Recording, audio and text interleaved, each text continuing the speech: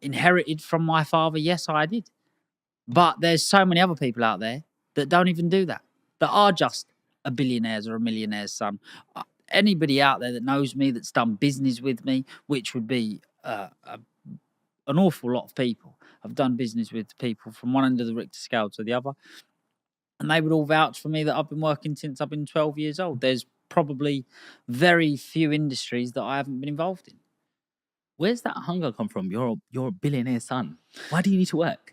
I wouldn't say that it was so much a hunger. It's just more of the upbringing that I had. That that's what we done. The men get up and they go to work and try to provide as best life as possible for our families.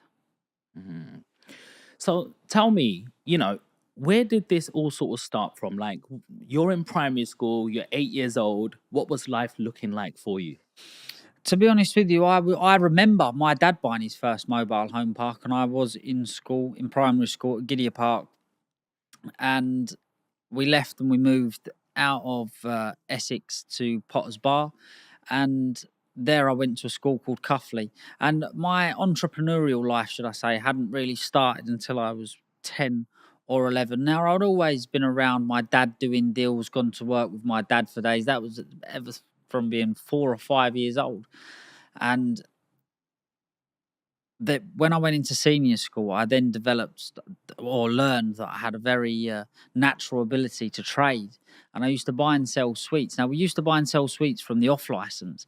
And then I went to work with my granddad one day and found a cash and carry. So I was then, because I wasn't the first person to think of the idea of selling sweets in school. I see somebody do it and thought, right, what a great idea that is.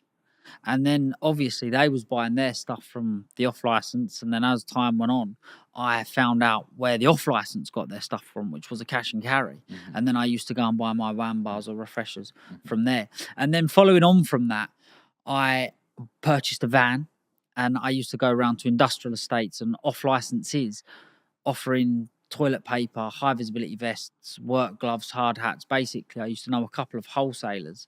How I got into it was my grandfather used to do it. So I used to know a couple of wholesalers that I used to go to and buy this and offer it. And some people used to buy it because they would like to see a young person do well. Some people would turn their nose up and think, why ain't this kid in school? But what it did do, it taught me an awful, awful, awful lot about business and people's character and pretty much knowing what you're up against within someone saying a few words to you, which is extremely useful in the world of business. But didn't your parents get in trouble? You weren't going to school?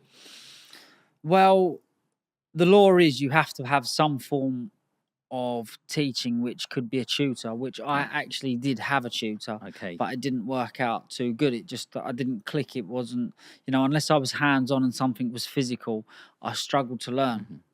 First of all, I want to ask you one thing. You're in the playground. Mm-hmm. I know I've repeated this a few times, but your dad's got money. Mm-hmm. There's somebody else. Loads. Loads of it.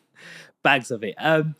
But then somebody else is selling sweets. Your dad's going to give you the money. Why do you need to do that? Never in my lifetime. My dad has never actually put his hand in his pocket and give me money. I've gone to him on numerous occasions for an investment or to help a business that is not successful for me, and he's never been that person. His advice and the people that he has working with him, he'll always offer their services and say, look, they might be able to help you, give me the right advice. But sometimes I don't know what's the right and what's the wrong advice. Me and my dad have loads of conversations, and we say, like, Dad, the advice you're giving me is from 10 or 15 or maybe even 20 years ago. Like, we're in 2024 now. That might have worked when you was doing what I was doing. You're the biggest park home operator in the UK. Yeah. But your advice now, what worked for you 20 or 25 years ago might not work for me. We're in a different time, a different age. And it's took a very long time for him to actually understand that. And what is also very, very, very good, you've obviously got old generation and new generation. Now, I am the new generation. My dad's the old generation. So I'm going out in the new generation of business world, and my dad's still going about in the old generation of business world. But if we come together and we can discuss ideas, how it is and how it was, you come up with some extremely good information and the answers to a lot of questions, and sometimes a happy medium, if you understand what I'm saying, to most problems. What's the best gift that your dad's ever given you? in terms of material? Material on my 18th birthday, he bought me a platinum masterpiece Rolex, Okay. which I would never, obviously, I would never sell it as it couldn't be valued. It's, And what about in terms of cars or anything? nothing, nothing. Some people would say, what's the point of having money if you're not going to spend it? Well, he does. My dad's had 2 Bugattis and a helicopter, and he's got a yacht in Monaco, but I don't. But isn't it about sharing it with your family too? Well, he does. He lets me use those things. I Okay. can go to Monaco and I can have a good time with him. I can have a good time in his Bugatti with him, but it's not mine. I don't own it. He It's wants you his. to earn it. Yeah. And how important is that family structure in terms of, you mentioned your granddad? hmm Like, My how, granddad's 80 years old and he still works to this day. He was working on Christmas Day, just gone.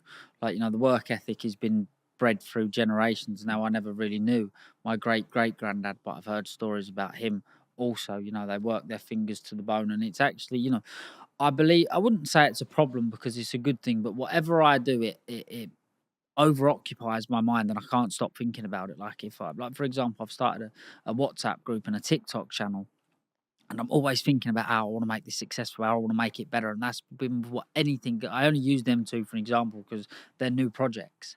But it's just I can't sit down. If I'm on a beach somewhere abroad, I'm still thinking about what's happening going on at home. Is there anything I can do on my phone to make that better or make it progress faster?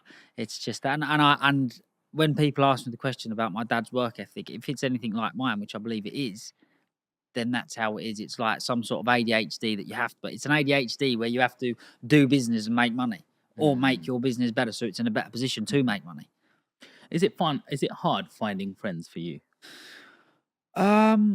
Is it hard finding friends? Well, absolutely not. It's probably very easy to Yeah. find friends, but are they the right friends? Are they the people that you want around you? The thing is, good network of people is actually very hard to find, and people that are very educated and very entrepreneurial. So I like to surround myself with people that are very cleverer than me and eager to earn money because we have an awful lot to talk about. And when you're bouncing ideas to entrepreneurs from one to the other, something good's going to come out of it in the end. And what about some of the friends that you might want to help along your journey and you're trying to bring them up and they're a little bit more negative and they just don't get it? Well, the thing is, we all have our own opinion, and there's always two types of people in the world: half empty, half full. However, I've read plenty of quotes. I'm sure you have as well. The optimist built the aeroplane or the parachute, and vice versa. The uh, um, the optimist built the parachute, and the pessimist built the aeroplane. Now, I don't know which way Yeah. that goes around, but either one of them built either one of them, yeah.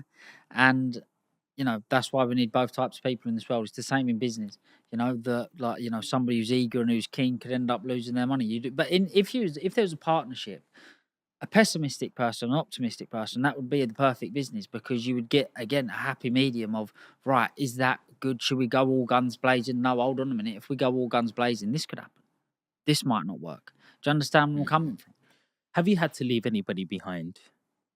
Of course, you have to. That it's a shame, and it's sometimes in the world of business and in the world of anything that you want to be successful at, you have to drop people out and you have to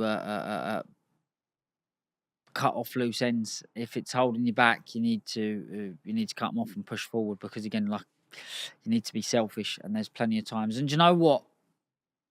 When you are becoming more successful and you're doing well, you soon see who your true friends are and who will help. And it actually makes that decision very easy. Like some people stop and go, "Oh, I could never get rid of this friend, or I could never get that friend." Now, there's been times where I was thinking like that about friends that I've cut off and I don't talk to anymore. And not that I don't talk to them anymore. We're just on different paths. I want to do different things. Mm. And what about in terms of women?